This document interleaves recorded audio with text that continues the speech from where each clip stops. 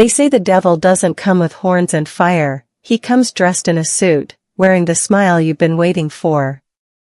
I met mine on a night I was trying to forget who I was. His name was Anthony. And from the moment his eyes met mine, I knew I was already in trouble. Stay till the end, you won't see this twist coming. Subscribe to Lily's Romance Tales, turn on your notification bell, and let's fall into sin together. It was supposed to be an ordinary night, a dinner with friends, a little wine, a little laughter, and then home before midnight. But nothing about that night turned out ordinary. I remember the rain first, soft, cold drops splashing against the car window as I sat quietly in the back seat, watching the city lights blur into silver trails. New York looked lonely in the rain, and so did I. I hadn't been out in months. My breakup with Marcus had left me shattered, and the thought of trusting anyone again felt impossible. My best friend, Lila, had practically dragged me out. "You can't hide forever, Cynthia," she'd said. "Come with me to the gallery event. You need to breathe again." I'd agreed, not because I wanted to, but because I was tired of saying no to life. The moment I stepped into the art gallery, the air changed, expensive perfume, polished marble, soft jazz humming in the background. Everyone looked perfect, from their shoes to their smiles. And I felt like an outsider in my own skin. That's when I saw him. He stood near a painting, tall, broad-shouldered, the kind of man whose presence filled the room even when he wasn't speaking. His suit was black, tailored to perfection, and his tie hung loose, like he'd just undone it after owning the world all day. When his eyes met mine, something inside me stilled. They weren't soft eyes.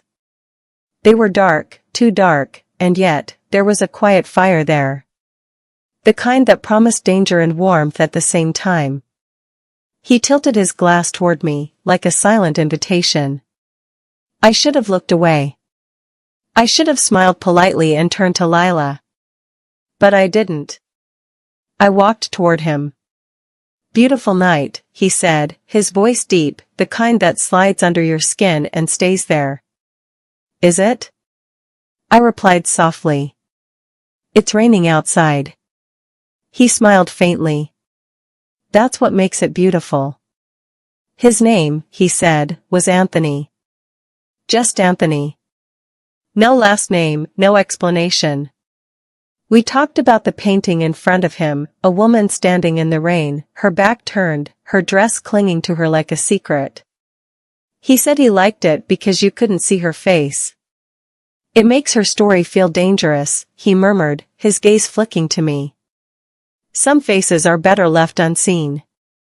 There was something magnetic about him. He didn't flirt, not the usual way. He observed. Studied. Every word he spoke felt deliberate, as if he knew what it would do to me before he said it. When his hand brushed mine, my body reacted before my mind could stop it. A spark. A pulse. A warning. He leaned closer. "You look like someone who's been running." I laughed nervously. "From what?" "From someone," he said simply. "Or maybe, from yourself." My throat tightened. He couldn't possibly know how right he was. By the end of the evening, I found myself outside again, under the rain. The city shimmered, lights reflected in puddles. I heard his footsteps before I saw him. "Leaving without saying goodbye?" he asked. "I didn't think you'd notice." "I notice everything about you, Cynthia." He said my name like a secret. The kind you whisper in the dark. He offered to drive me home. I should have said no. But something about him, his calm confidence, his quiet danger, made the word no disappear from my vocabulary. The car was silent except for the hum of the engine and the sound of the rain against the glass. His hand rested on the steering wheel, veins visible under his sleeve, a silver watch catching the street lights. "Are you always this quiet?" he asked. "I talk when I have something worth saying." He smiled faintly. Then don't waste words on small talk. Tell me something real. So I did. I told him I was tired of pretending to be fine. That I missed being touched, being wanted, not for appearances, but for the way I felt in someone's arms. I hadn't meant to be that honest. But his silence made me braver. He stopped the car near my apartment. The rain had eased, but the air between us felt heavy. "Thank you," I whispered, reaching for the door. Before I could step out, he caught my wrist, not roughly, but with the kind of certainty that made my breath catch. His eyes found mine again, unreadable. "Cynthia," he said slowly, "do you believe in consequences?" My pulse jumped. "Depends on what for." He leaned closer, his breath warm against my cheek. "For wanting the wrong person." I didn't sleep that night. Every time I closed my eyes, I saw his face, the faint smirk, the calm control, the way he said my name. I didn't even know his last name. But my body remembered his nearness. The next morning, a message blinked on my phone. Unknown number. "You left your umbrella in my car." Or maybe you left it as an excuse. "Dinner tonight?" 8 p.m. Don't wear red, it's too easy. My hands trembled slightly as I read it. And though I knew I should ignore him, I didn't. Because somewhere deep inside, I wanted to know how bad it could get, to fall for a man who already warned me. He was the consequence. I didn't know it then, but saying yes to that dinner would change everything. Because Anthony wasn't just another man. He was the beginning of my undoing. Chapter 2, Dinner with the Devil. I stared at my reflection for what felt like an hour before I finally decided on a dress. Soft champagne silk, thin straps, a neckline that whispered rather than shouted. Anthony's words echoed in my head, "Don't wear red, it's too easy." So, I didn't. But I made sure everything else about me said trouble. The restaurant was one of those hidden places you only know if you belong to a certain kind of world. Dim lights. Live piano. Waiters who spoke softly and disappeared just as quickly. And then there was Anthony, already waiting, a glass of wine in front of him, that same unreadable calm stretched across his face. He stood as I approached. "Cynthia." My name again, smooth, controlled, dangerous. He pulled out my chair, and for a moment, our fingers brushed. The spark from the gallery returned, stronger, sharper. He noticed it too. I saw it in the corner of his mouth as it almost curved into a smile. Dinner began with small talk, but there was nothing small about the way he looked at me. He asked questions that felt like touch, not about my job or my hobbies, but about what scared me, what I missed, what I'd never said out loud. "You're used to hiding, aren't you?" he asked quietly. "Everyone hides something," I replied. "True," he said. "But not everyone hides as beautifully as you do." I laughed softly, trying to play it cool. But the way he said beautifully felt like it had a pulse of its own. When the waiter left, Anthony leaned back in his chair, studying me as if I were a confession he was waiting to hear. "You still haven't told me what you want," he said. "Maybe I don't know yet." "Then let me guess," he murmured. "You want to feel again. Something real. Something dangerous." His words felt like fingers tracing the edge of my heart. After dinner, we stepped outside. The city had quieted, rain slicked the streets, glinting under the street lamps. Anthony walked beside me, close enough that I could feel the warmth of him through my coat. At the corner, he stopped. "You keep looking at me like you're searching for an answer," he said. "Maybe I am." "And what do you think I am, Cynthia?" I hesitated. "You're dangerous." He smiled, a shadowed, knowing smile. "No. I'm honest. That's what people mistake for danger." Then, softly, "You could still walk away." My heart was loud in my chest. And if I don't? He stepped closer until I could feel the faint rhythm of his breath against my hair. Then, sweetheart, he said in a low voice, you'll need to remember that you chose this. He offered to take me home again.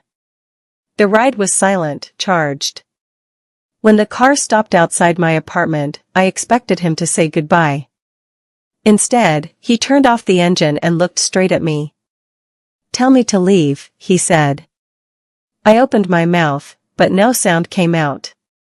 He reached for my hand, his touch steady, his gaze waiting for permission I wasn't sure I could give. The air was thick with words unspoken, choices unmade. I didn't tell him to leave. He leaned in, his voice a whisper near my ear. Careful, Cynthia. The more you let me in, the harder it'll be to let me go. Then he let my hand go, opened my door, and waited as I stepped out.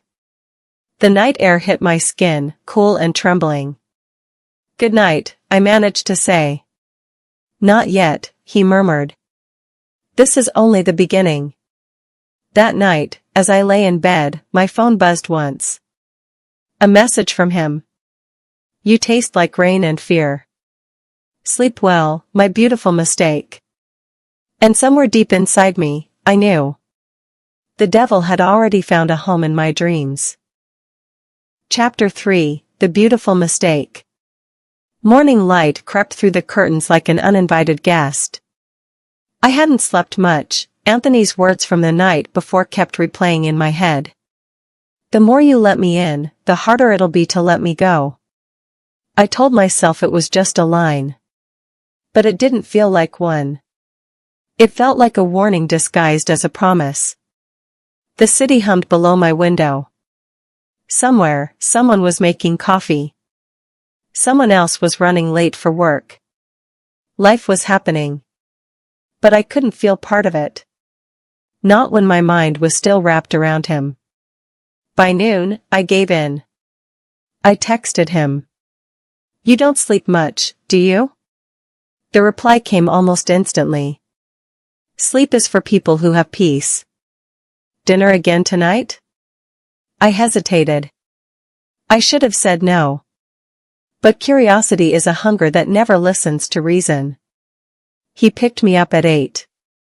This time, no fancy restaurant, just a quiet drive through the city until we stopped at a rooftop garden overlooking the skyline. String lights. Wine. The faint smell of rain still clinging to the air. You planned this? I asked. I don't plan, he said. I decide. That was Anthony, every word deliberate, every movement controlled. He poured wine, then watched me like I was the only thing worth noticing. You still think I'm dangerous? He asked. I think you like being seen that way. Maybe, he murmured. Maybe it keeps people from asking who I really am. Something in his tone made my stomach tighten. There it was, that small, invisible door he never opened. As the night went on, we talked about nothing and everything. He told me he'd lived in Europe for years, that he hated crowded places, that he didn't believe in luck. When I asked what he did for a living, he smiled, but not with his eyes. I fix things that shouldn't be broken. Like what? People, he said softly. Promises. Sometimes, consequences. The answer made no sense, and yet it felt too sharp to question. We danced for a while, slow, close, the city below glowing like a dream. He moved with calm confidence, one hand at my waist, the other tracing lazy circles against my back. Every inch of me was aware of him. When our eyes met, the air shifted again. He leaned close, his voice a whisper against my skin. Tell me you don't feel this, Cynthia, and I'll let you go. But I couldn't. I didn't tell him anything. I just closed my eyes and let the silence answer for me. After a while, I needed air. I walked to the edge of the rooftop, my heart still trying to steady itself. That's when I noticed his phone, left on the table, screen glowing faintly. It shouldn't have mattered, but something about Anthony made every secret feel dangerous. The message on the screen was short, almost clinical. Transfer completed.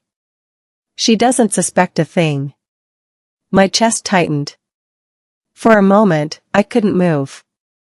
He returned before I could process it. Something wrong? He asked, his voice soft, steady, unreadable. I shook my head, forcing a smile. Nothing. But inside, everything shifted. Later, when he dropped me off, he reached out and brushed his fingers along my jaw. You look worried, he said. Maybe I am. Don't be. Worry is for people who don't trust what they feel. He kissed my cheek, slow and deliberate. Then he looked at me, eyes glinting under the streetlight. You're thinking too much again. Maybe I'm learning, I whispered. He smiled faintly. Then be careful what you learn, Cynthia. Curiosity burns more than fire. That night, I deleted his number. Then I saved it again. Because no matter how wrong it felt, Anthony was the only mistake that had ever made me feel alive. And the message I saw on his phone? I told myself it was nothing. But deep down, I already knew.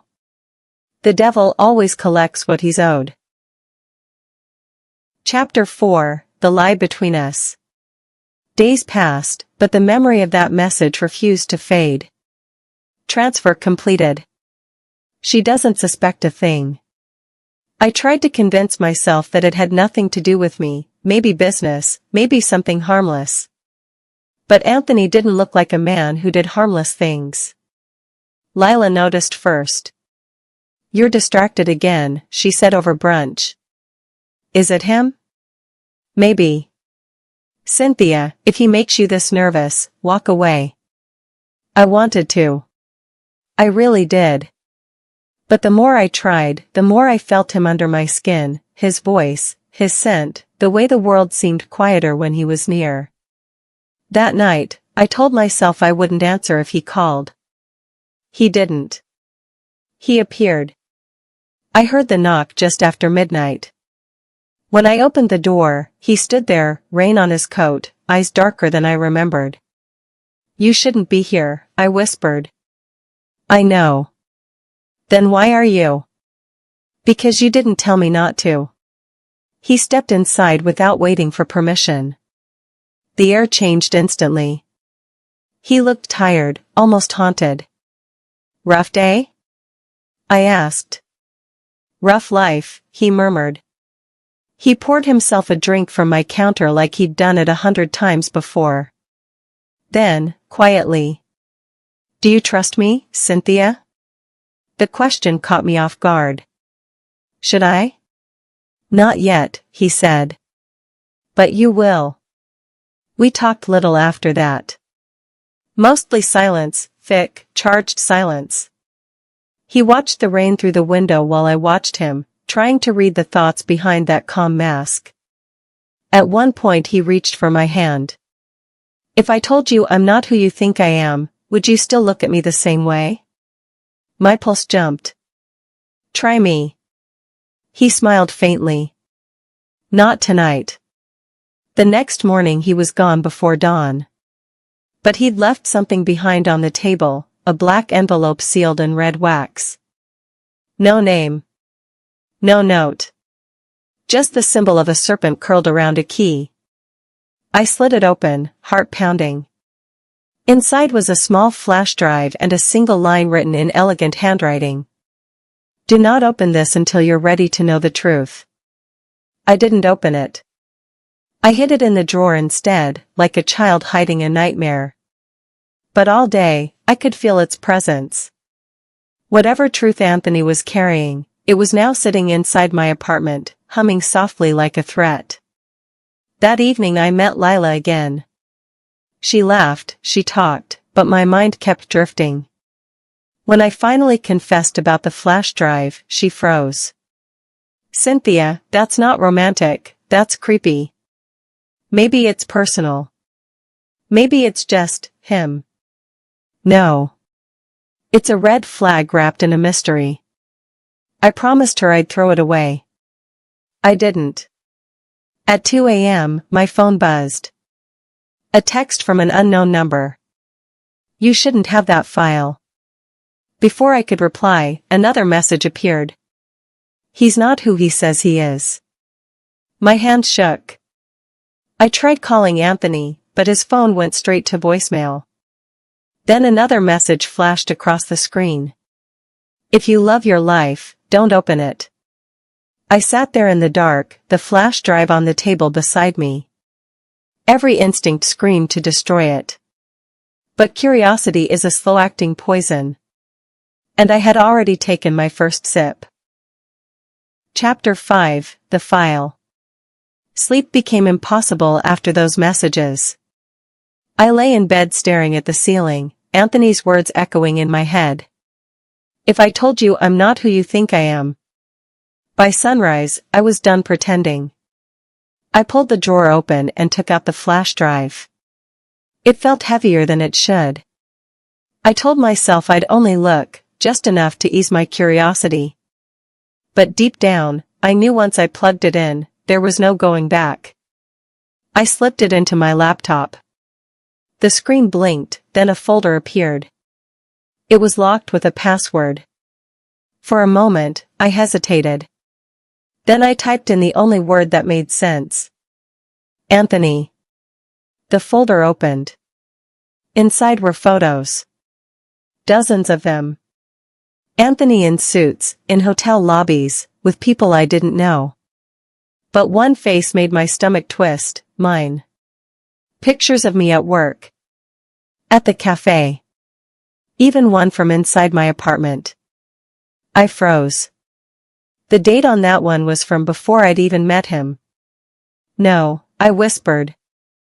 This can't be real. Then I found the videos. Short clips. Surveillance style. Anthony talking to someone in a dimly lit room. She's close, he said in one of them. She doesn't know who I am yet. Keep her that way until we find the book. The book? What book? My mind spun. Was this some kind of setup? Was I the target? I slammed the laptop shut, my chest tight with fear. Every touch, every word, every kiss, was it all a lie? That night, Anthony showed up again. No warning. No text. Just that quiet knock at the door. I didn't open immediately. When I finally did, I kept the chain locked. Cynthia, he said, voice low. We need to talk. About what? The lies? The spying? Or maybe the part where you've been watching me for months? His jaw tightened. You opened it. Of course I opened it. You left it here. He ran a hand through his hair, eyes full of frustration. You weren't supposed to see that yet. What does that even mean, Anthony? Who are you? He stepped closer, his tone soft but deadly serious. If I tell you the truth, you'll never see me the same way again. Try me. He looked at me for a long time. Then, quietly. I was sent to protect you, from someone you don't even know is looking for you.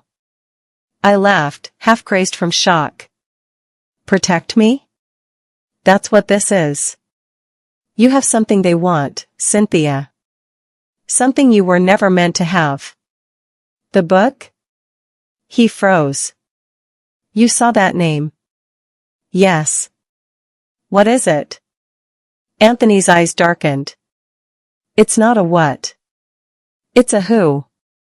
Before I could ask what that meant, the lights in my apartment flickered, then went out completely. We both turned toward the window. Outside, a black car was parked across the street.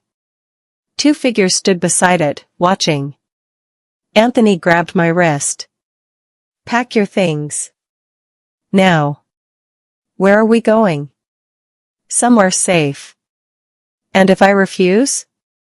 He met my eyes, voice dropping to a whisper. Then you'll die before sunrise. The city outside was silent. But my heart beat like thunder. I didn't know who to trust. The man who lied to me, or the strangers waiting to take me away. Either way, the devil I knew was already standing in my living room. Chapter 6, The Chase. The world outside felt unreal, cold rain, wet pavement, headlights cutting through fog. Anthony's hand never left mine as he pulled me toward the waiting car parked behind my building. "Get in," he said. "Where are we going?" "Somewhere they won't find us." He didn't wait for another question. The car sped off, swallowing the night. For a while, neither of us spoke. The silence between us was heavier than the storm outside. I watched him from the passenger seat, his sharp jaw, his clenched hands gripping the wheel. He wasn't the same man who had kissed me with such warmth. He looked like a stranger now, a soldier, maybe. A devil in a tailored suit. Finally, I broke the silence. "You said you were protecting me." "From who?" His eyes stayed on the road. "From the people who killed your father." My breath caught. "My father died in a car accident." "That's what they wanted you to believe." He stopped at a deserted gas station miles from the city. Rain poured down as he filled the tank. Through the windshield, I saw the way his eyes scanned every car that passed. Always alert. Always ready. When he got back in, I asked, "Why me, Anthony? What's in me that they want?" He sighed, his voice low and rough. "You were born with something your father stole before he died. They believe you still have it." "And do I?" He turned to me then, eyes burning. "That's what I'm trying to find out." We drove for hours, until the road disappeared into endless forest. He finally pulled into an old cabin by a lake. Inside, it was quiet, too quiet. The only sound was the rain tapping on the roof and my heartbeat echoing in my ears. "We'll stay here tonight," he said. "I need to think." He took off his jacket, revealing a gun strapped to his side. The sight made my stomach twist. "Who are you, Anthony?" He looked at me, his gaze softening for the first time that night. "Someone who made a deal I can't undo." Later, while he checked the windows, I stood by the fireplace, trying to calm my shaking hands. Despite the fear, a part of me still ached for him.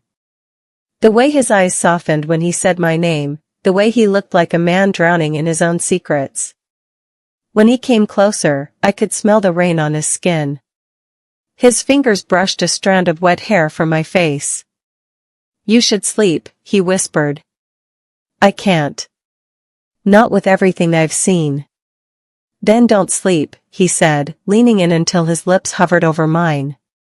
"Stay awake with me." And I did. When his mouth met mine, it wasn't gentle, it was desperate, like two people clinging to life itself.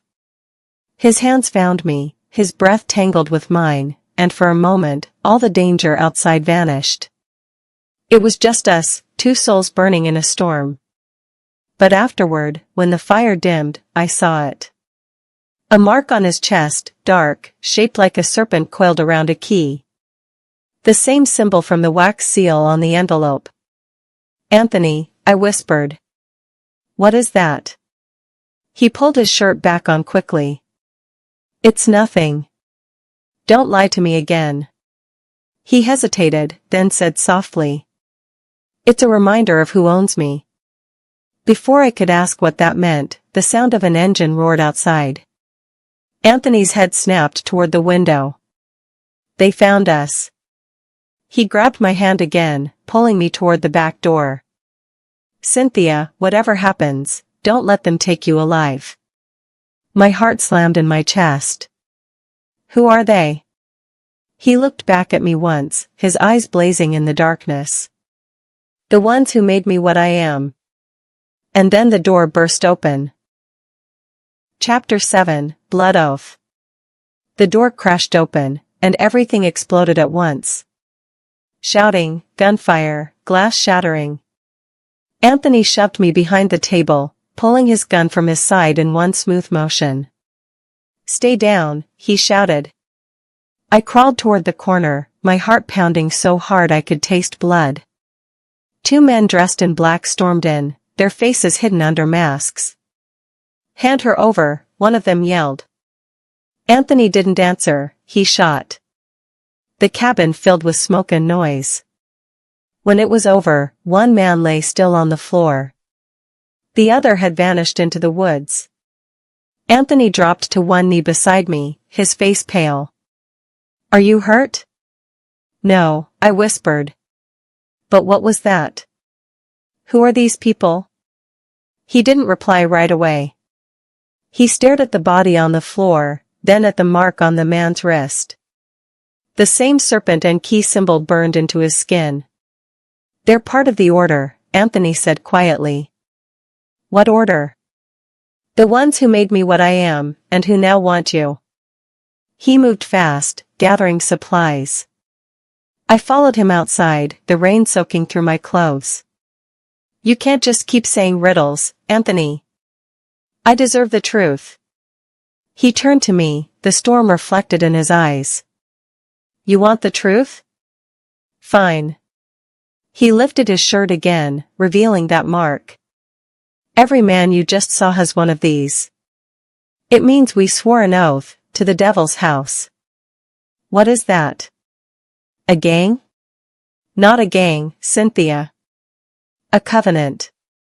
A blood oath that binds us to him." I felt cold all over. "To who?" He stepped closer. "To the man who calls himself the devil." He explained it slowly, like pulling open an old wound. Years ago, when he was desperate, Anthony made a deal.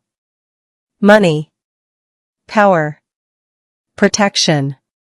In return, he owed them his loyalty, and his soul. But now the devil wanted more. He wanted something Anthony had refused to deliver, me. "Why me?" I asked. "What does he want from me?" "Your blood," Anthony said softly. "Your father's research made you special. He found a way to unlock something ancient, something they believe lives inside you." "This is insane." "I know. But they'll kill us both to get it." Before I could answer, the forest lit up with headlights. Dozens of them. Anthony cursed under his breath.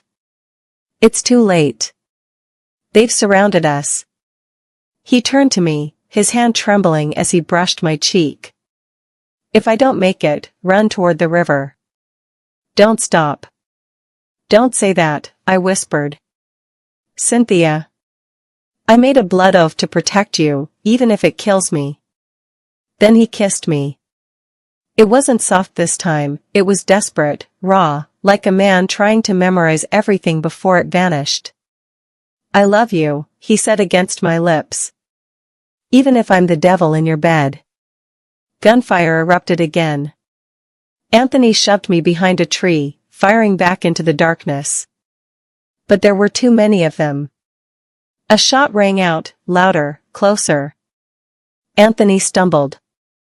"No!" I screamed, grabbing him as he fell. Blood spread across his shirt. His eyes fluttered open, pain mixing with something else, fear. "Cynthia, take the necklace." He pressed a small black pendant into my palm. It was warm, too warm. "It's the key," he whispered. "Don't let them." Before he could finish, a figure stepped from the shadows. Tall, calm, dressed in black. His voice was smooth, cold, almost seductive. "Hello, Cynthia. I've been waiting to meet you." Anthony tried to stand, but the man lifted a hand, and Anthony froze, unable to move. "Who are you?" I demanded. The man smiled. "I go by many names." He looked down at Anthony. "But he calls me Master." Rain poured. Anthony struggled to breathe. And I stood face to face with the man who had haunted his every word. The devil himself had finally come to claim me. Chapter 8, The Devil's Offer. The night had gone completely still. Only the rain whispered now, sliding down the leaves like tears. The man who called himself master stood just a few feet away, untouched by the storm. His eyes glowed faintly in the dark, gray, sharp, unreadable. Anthony was still on his knees beside me, paralyzed, bleeding but conscious. "Let him go," I said, my voice trembling. The man smiled faintly. "You sound brave, Cynthia." "I like that." He took a slow step closer. His presence felt wrong, too calm, too beautiful, like something inhuman wearing the shape of a man. "Who are you?" I demanded again. "You already know," he said softly. "You've heard my name whispered in your dreams. You've seen my mark on his skin. I am the one your father feared." "You're lying." He tilted his head, amused. "If only I were." He reached out his hand. "Give me the key." I gripped the pendant Anthony had given me, clutching it so tightly it burned my palm. "What does it open?" "Everything," he said simply. "Your blood, your soul, your destiny." "And if I refuse?" His smile widened. "Then I'll take it from you another way." He snapped his fingers. Anthony gasped, his body collapsing to the ground as if invisible strings had been cut. "Stop!" I screamed, crawling to him. The devil crouched beside me. His voice turned almost gentle. "You care for him. That's unfortunate. Love always complicates my plans." I looked up at him, shaking with fury. "If you hurt him, I swear." "Swear what?" he interrupted, chuckling softly. "You'll fight me? You can't even comprehend what you are yet." "Then tell me." He leaned closer, his breath warm against my ear. "You're the daughter of the man who betrayed me. The only human who ever escaped my pact. Your father found a way to bind me, to trap my power. But he didn't destroy it, he hid it inside you." My heart stopped. "No." "Oh yes," he whispered. "That's why my mark calls to you. That's why Anthony was sent, to deliver you to me. But he fell in love, and love makes even devils weak." I turned to Anthony. "Is it true?" He looked at me, pain and shame in his eyes. "Cynthia. I didn't know it would be you. I swear, when I realized who you were, I couldn't do it. I couldn't give you to him." "How touching," the devil murmured. He circled us slowly, like a predator studying prey. "Here's my offer," he said finally. "Give me the key willingly, and I will spare his life. And if I don't? Then I'll take his soul tonight, and yours soon after." The pendant pulsed in my hand, like it was alive. For a moment, I saw flashes of memory that weren't mine, my father, a burning lab, and this same man standing in the fire, smiling. I shook my head. "No. I won't let you win. You can't stop me." "Maybe not," I said, lifting the pendant, "but maybe he can." Light exploded from the necklace, white and burning. The devil stumbled back, snarling as smoke rose from his skin. "Cynthia!" Anthony shouted.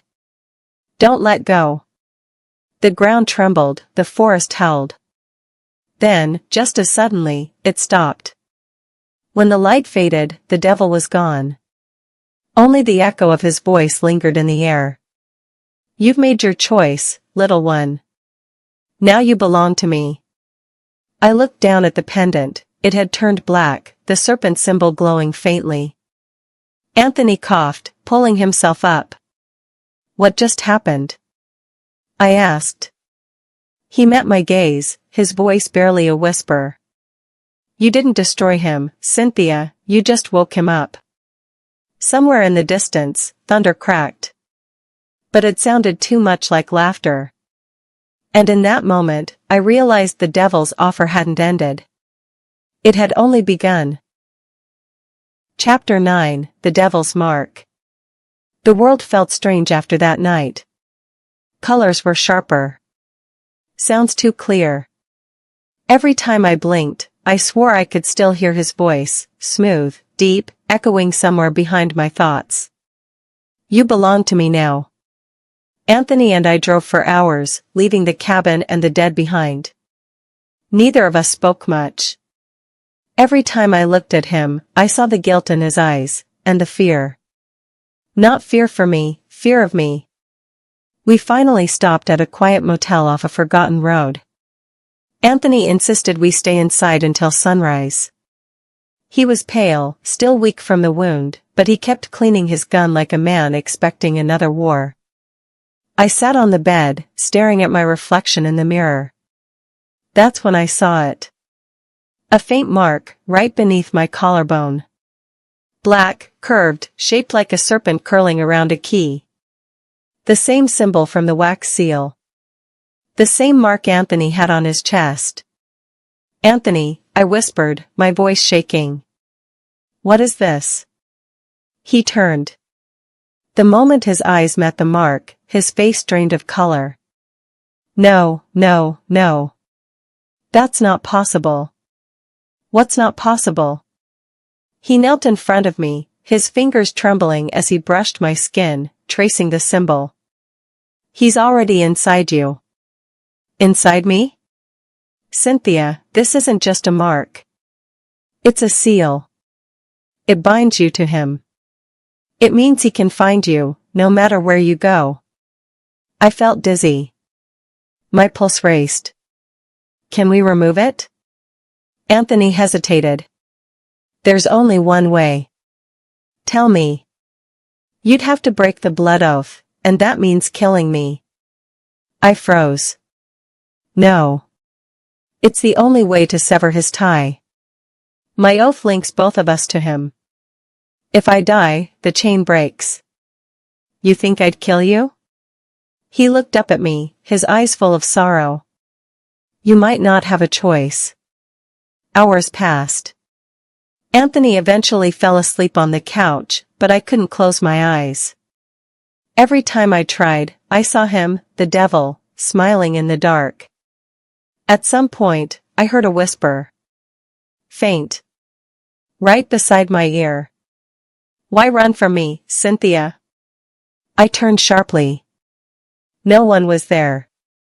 The room was still, but colder. Then I saw him. His reflection in the mirror, standing behind me. You can't be here, I whispered. He smiled. You called me. I didn't. Every time you think of me, you invite me in. Every beat of your heart that still remembers my voice, feeds me. He reached out, his fingers brushing the edge of my reflection. You can't deny what's already yours. I'll never belong to you. Oh, but you already do.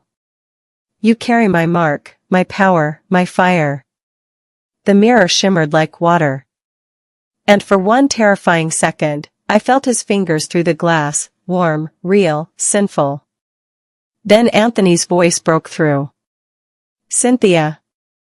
He rushed to me, shaking me back to reality. The mirror was just a mirror again. But the mark on my skin burned like fire.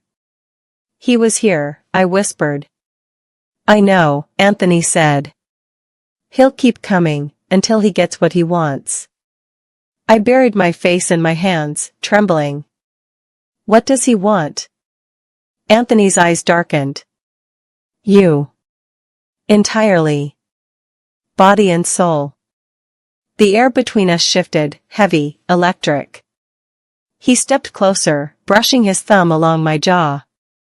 He can't have you, Cynthia. And what if I've already started to change? He paused. Then I'll burn in hell before I let him take you. He kissed me, fierce, desperate, full of pain. For a moment, I forgot everything. But when our lips parted, I saw it, black smoke curling briefly from his mouth to mine. And deep inside, something whispered, "Welcome home." I gasped, stumbling back, clutching my chest. Anthony stared at me in horror. "Cynthia, what did you just do?" The mark on my skin pulsed again, glowing faintly like embers under my flesh. And then I smiled. But it wasn't entirely my smile. Chapter 10, The Devil Within. When morning came, I wasn't sure if I was still myself. The motel room felt different, the air heavy, humming with something alive. Anthony slept fitfully on the couch, a shadow of the man he once was. His hand still clutched the gun, but I knew a bullet couldn't kill what hunted us. I sat by the window, staring at my reflection in the glass. My skin looked normal now, until the light shifted. Then, for just a moment, the mark beneath my collarbone glowed faintly, like embers refusing to die. "You carry my power." His voice echoed again, smooth and deep, curling through my thoughts like smoke. I clenched my fists. "You don't own me," I whispered. From behind me, Anthony stirred. "Cynthia, are you okay?" "I don't know," I said honestly. "I feel different. Like something inside me woke up." He sat beside me, his gaze soft, searching. "You're stronger now. But that power, it's his. If we don't stop it, I'll stop him." Anthony frowned. "How?" I looked at him then, really looked. His eyes were still that same storm gray, but now I saw what I hadn't before, fear and guilt. "You know something, don't you?" I asked quietly. He hesitated. Then, his voice broke. "Cynthia. I made a deal." The room froze. "What kind of deal?" "The night we met wasn't an accident. I was supposed to bring you to him." I couldn't breathe. "You, what?" He stood, pacing, his hands shaking. "I didn't know it was you. I thought you were just another name on the list, another soul he wanted. But when I saw you, I couldn't do it. I broke the deal. I tried to protect you instead. And now we're both cursed." Anthony nodded, tears in his eyes. "I never meant to hurt you. I swear it." I turned away, my chest tightening with anger and heartbreak. The devil's voice laughed softly inside me. "See? Even the ones who love you will betray you." "Stop!" I shouted, gripping my head. Anthony rushed forward, holding my hands. "Fight him, Cynthia. Don't let him in." The mark burned hotter, the pain slicing through me. I screamed as the lights flickered, the air thick with the smell of smoke and iron. Shadows twisted around the walls, whispering my name. "Cynthia, give in to me," the devil hissed. "You'll never hurt again." I fell to my knees. My vision blurred, Anthony's voice fading behind the roar in my head. I saw flashes of his face, his fear, his love. Then, a memory. The night we first met. The way he looked at me, like I was the only light left in his darkness. And suddenly, I knew what to do. I grabbed Anthony's face and kissed him, not out of desire, but defiance. The mark seared against my skin, burning brighter and brighter until it felt like my heart might explode. "Cynthia," he cried, trying to pull back. But I held on, whispering against his lips, "He can't have us." The room exploded in white light. A scream, not mine, tore through the air, deep and furious, shaking the walls. The mirror shattered. The shadows vanished. Then, silence. When I opened my eyes, Anthony was beside me, pale but breathing. The mark on my chest was gone, nothing but smooth skin. "You did it," he whispered, tears running down his face. I smiled weakly. No, we did. He pulled me into his arms, holding me like he never wanted to let go. For the first time in days, I felt warmth, real warmth, not from the fire of the devil, but from love. We left the motel at sunrise. The world looked new again. The air was clean, the sky brighter than I remembered. For a moment, I believed we were free. But as we reached the edge of town, a faint chill brushed the back of my neck. And in the reflection of the car window, I saw it. A flicker. A faint shadow behind my eyes. And a voice, low and smiling. Miss me? I blinked, and it was gone. But deep inside, I wasn't sure if the devil ever truly left. Don't forget to subscribe to Lily's Romance Tales for Part 2. Turn on the bell, you won't want to miss what comes next.